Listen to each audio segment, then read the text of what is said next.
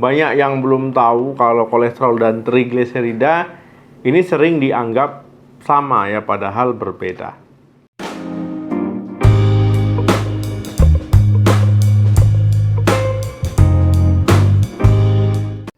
Halo, assalamualaikum warahmatullahi wabarakatuh. Saya jelaskan sedikit ya, kolesterol dan trigliserida adalah dua zat ya, lemak yang paling banyak ditemukan di dalam tubuh. Nah, keberadaan kolesterol dan trigliserida ini tidak bahaya sebenarnya, selama jumlahnya ini nggak berlebihan ya. Yang jadi masalah kan jumlahnya berlebihan, makanya bahaya. Nah, keduanya merupakan zat lemak yang terbentuk dari makanan yang kita konsumsi, makanan yang berlemak lah, yang dikonsumsi secara terus-menerus. Nah, semua jenis lemak yang masuk ke dalam tubuh itu, baik lemak jenuh ya, kemudian lemak tak jenuh, ini akan dipecah menjadi asam lemak. Nah, kemudian semua asam lemak akan digunakan sesuai dengan kebutuhan oleh tubuh kita. Nah, tubuh juga akan mengubah asam lemak menjadi kolesterol dan trigliserida. Nah, ini juga dibutuhkan oleh tubuh kita.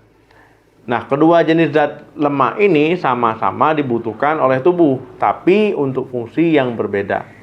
Nah, tetapi jika jumlah keduanya terlalu banyak di dalam tubuh, ini dapat menyebabkan masalah kesehatan ya, mulai dari penyakit jantung, ya, serangan jantung, ya, stroke, ya, kemudian diabetes ya, ataupun penyakit lain. Perbedaan fungsi trigliserida dan kolesterol itu di dalam tubuh kita. Yang pertama kita bahas dulu trigliseridanya. Nah, trigliserida ini memiliki fungsi sebagai energi cadangan yang akan digunakan oleh tubuh jika sumber energi utama, glukosa, di dalam tubuh itu sudah habis.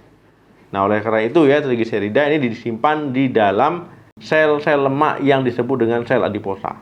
Sel-sel tersebut itu berkumpul kemudian membuat sebuah jaringan yang disebut dengan jaringan adiposa. Nah, jaringan ini tersebar di tubuh kita ya, mulai dari permukaan bawah kulit ya, kemudian juga di antara organ-organ tubuh. Nah, kemudian kalau kolesterol itu dihasilkan oleh metabolisme lemak dan diperlukan oleh tubuh untuk membangun jaringan dan sel, yang membentuk berbagai hormon ya, fungsinya juga kemudian berperan dalam sistem pencernaan. Ketika di dalam darah ya, kolesterol itu nggak bisa larut sehingga kolesterol itu bergabung dengan protein. Nah, itu yang disebut dengan lipoprotein. Kemudian teman-teman, ada dua jenis kolesterol. Yang pertama adalah HDL, dikenal dengan lemak baik, kolesterol baik, atau high density lipoprotein. Yang kedua, kolesterol jahat atau lemak jahat, dikenal dengan LDL, low density lipoprotein. Nah, untuk HDL fungsinya ini membawa dan membersihkan kolesterol-kolesterol dari berbagai organ termasuk pembuluh darah ya, untuk kembali ke hati ya. Jadi kolesterol jahat yaitu jadi dibawanya lagi ya. Nah, kemudian baru dibuang. Nah, sementara LDL ini fungsinya membawa kolesterol dari hati ke berbagai tubuh kita ya, termasuk organ ya. Nah, jadi penting ya untuk menjaga kadar kolesterol jahat ya, supaya nggak terlalu tinggi. Kalau seandainya terlalu tinggi ya, ini bisa menumpuk, akhirnya bisa mengakibatkan endapan ya, termasuk di pembuluh darah ya, sehingga berisiko mengalami penyakit. Kemudian ya, kalau kita lihat perbedaan zat pembentuknya antara kolesterol dan trigliserida. Nah, kolesterol ini terbentuk dari lemak jenuh yang didapatkan dari makanan yang teman-teman makan. Ya, kemudian ya, semakin banyak sumber lemak jenuh pada makanan yang teman-teman konsumsi, semakin banyak juga kolesterol yang akan diproduksi oleh tubuh. Nah, kemudian teman-teman ya, kolesterol ini juga dihasilkan secara alami oleh hati ya, ataupun organ liver.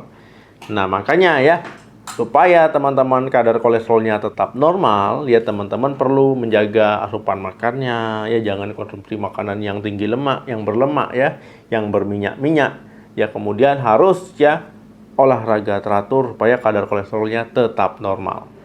Nah, sementara trigliserida adalah cadangan energi tubuh yang bisa dihasilkan dari makanan berlemak dan juga makanan yang kaya akan karbohidrat.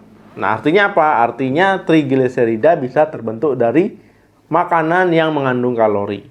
Ketika bahan bakar untuk membentuk energi di dalam tubuh kita itu sudah terpenuhi, ya, jadi sisa-sisa glukosa, ya, protein yang masih ada di dalam darah ini akan diubah menjadi trigliserida. Kemudian baru disimpan menjadi cadangan energi. Ya, kemudian nilai normalnya ya antara kolesterol dan trigliserida. Nah, kalau seandainya kolesterol jahat ataupun LDL yaitu harus di bawah 100 normalnya. Nah, kalau seandainya lebih ya, nah itu berarti ya tinggi ya. Bahkan kalau seandainya 150 bahkan 160 ya itu sudah mencapai angka yang sangat tinggi sekali. Kemudian teman-teman ya, kalau untuk kolesterol baik ataupun HDL ya itu harus di atas 40. Kalau seandainya di bawah 40 yaitu tergolong rendah ya. Jadi bagusnya ya sekitar angka 60-an ya. Nah, jadi teman-teman ya penting untuk menjaga kadar kolesterol jahatnya dan juga kolesterol baiknya. Nah, teman-teman, kemudian trigliserida. Kalau seandainya di bawah 150 yaitu bagus ya. Tapi kalau di atasnya ya itu berarti udah tinggi. Bahkan kalau seandainya 200 lebih ya itu sangat tinggi sekali ya. Nah, jadi perlu hati-hati. Kemudian untuk kolesterol total yaitu normalnya di bawah 200 ya. Kalau seandainya sudah lebih 200 ke atas yaitu sangat tinggi, jadi perlu diturunkan ya, untuk dijaga. Nah, jadi teman-teman penting untuk menjaga kadar kolesterol baik, kolesterol jahat, trigliserida maupun kolesterol totalnya. Nah, gimana teman-teman cara kita mengetahui kadar kolesterol? Ya tentu ini harus diperiksakan ke laboratorium ya. Nah, ini supaya mengetahui trigliseridanya berapa, LDL-nya berapa, HDL-nya berapa ya, kolesterol totalnya berapa. Nah, kalau hanya menggunakan alat portable untuk cek kolesterol, yaitu hanya kolesterol totalnya saja. Nah, penting ya untuk periksakan secara teratur ya kalau seandainya ada riwayat. Ya bisa 6 bulan bahkan 1 tahun sekali. Ya lebih sering lebih bagus.